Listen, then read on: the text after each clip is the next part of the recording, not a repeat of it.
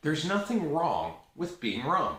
Hi, my name's Dave, and welcome to my daily journey through the Daily Stoic, 366 meditations on wisdom, perseverance, and the art of living by Ryan Holiday and Stephen Hasselman.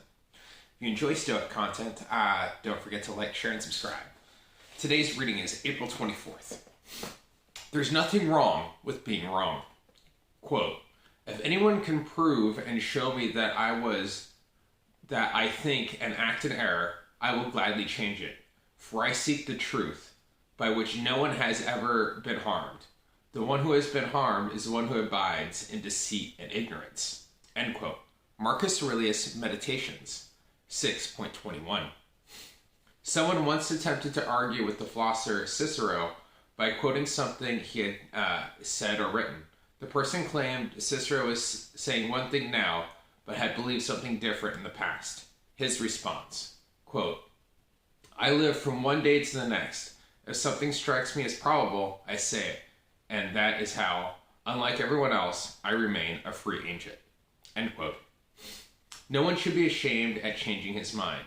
That's what the mind is for. A foolish consistency is the hobgoblin of little minds, Emerson said. Adored by little statesmen and philosophers and divines. That's why we go to such great lengths to learn and expose ourselves to wisdom. It would be embarrassing if we didn't end up finding out that we were wrong in the past. Remember, you're a free agent. When someone points out a legitimate flaw in your belief or in your actions, they're not criticizing you. They're representing a better alternative. Accept it. Ooh, I like that. I like today's reading because I think it really kind of goes to this idea of like, it's okay to be wrong. Like, you had one belief in the past, and as you've gained wisdom and knowledge, you've learned to change it. I think about kind of in society now where people get canceled for tweets from 10 years ago or, something they said a long time ago.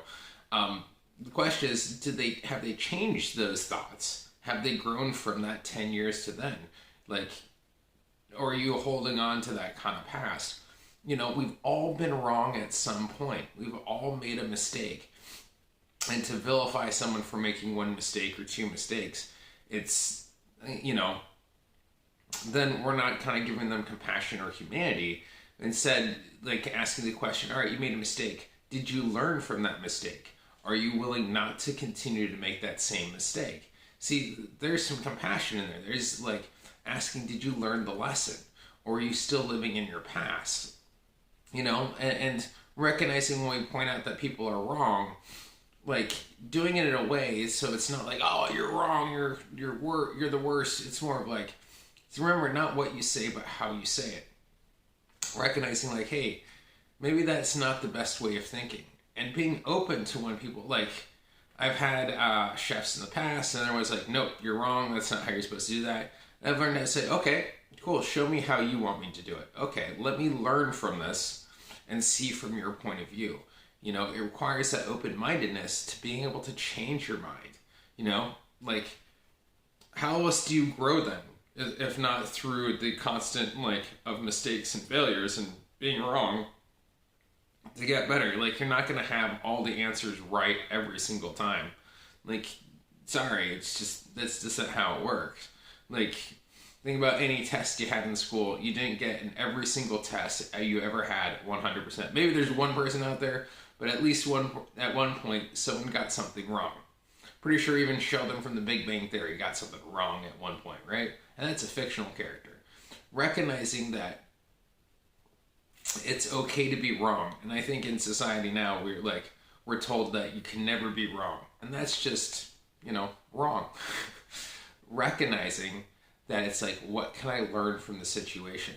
If someone can point something out to me that it can help me grow and improve, being open-minded to it. There's nothing wrong with being wrong. There's something wrong if you choose not to change after you know it's wrong. That's the thing, right? That's the distinction. Are you closed-minded or are you open-minded? A closed mind, as the Emerson quote says, is for little hobgoblins and it keeps you small. An open mind allows you to grow and change. That's what the mind is for. It's to process and gain new data and to come up with new conclusions. And you test that evidence against your past experiences, and you see what fits. We don't do that. Then we're not really utilizing. I feel we're not utilizing the mind on how on its most proper way. And when we're talking about with someone who may be wrong, like I said, it's not what you say, but how you say it, how you come across. Like, are you gloating? Like, or are you there to genuinely help them and to teach them? Like, there's so much in this kind of, and I don't know, I find in society today, everyone's like, you're wrong, you're wrong, you're wrong. Like, but no one seems to be open to the discussion. And I think that leads to a lot of bigotry, a lot of hate, a lot of closed-mindedness, so we can't actually work together to find a common ground and common solution. It's always us versus them instead of us with us, learning with us. It's a with versus a verse, if that makes sense. Don't think I have anything else on this topic, but I could be wrong. So with that, though, don't forget to check out more Daily Stoic videos over here.